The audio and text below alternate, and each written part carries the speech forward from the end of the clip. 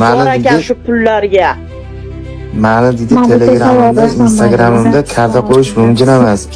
Men O'zbekiston davlat anaqasidan anaqa qilingan odamman deb shunaqa deydi. Hech shunaqa kommentar Yo'zalapa haqorat qilmasdan chiroyli so'kaylikmi? Chiroyli unaqa nima qilmang Go'zalapa. Baribir u bola ham endi adashdi-da, endi nima deymiz endi u bolani ham shu ishlarini davom ettirishga bir xalqdan endi bir iltimos qilib qolamiz, mayli. Dalilimiz ham bir qilgan ishlari bordir-ku, dalilimiz bo'lgan ekan. Mayli, endi uni biz qonun tomonlama endi qilmoqchi bo'lsak qilamiz.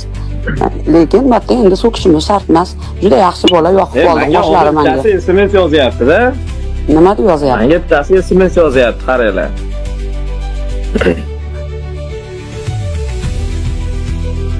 Nima deydi? Assalomu alaykum. Assalomu alaykum. Avazbek, salomatmisiz? Aka, boyagi gapingizga sizni Madinani imomi bilan uchrashtirib deyapti.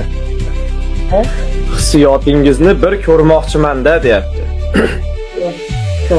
Birgalashib bir umra qilaylik, hoji aka deyapti menga. Va alaykum assalom. Xo'p, aka desam, va'da bering deyapti.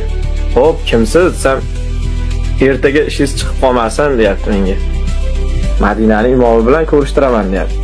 Ertaga uchib ketasiz shekilli hajga. Ketaman shekilli. Ketaman shekilli. Bitta hajga borib kelasiz shekilli Avazbek, yugurib bir oqlab. Yugurib, opa, ketib qolsam-a?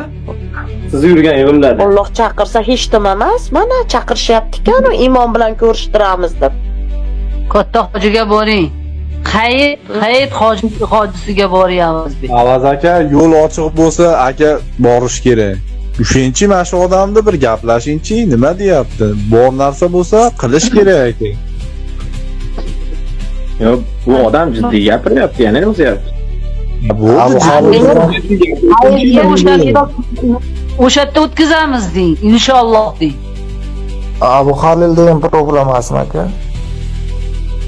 Hayit hoji bo'lamiz, xudo xolasa. Katta hoji deganda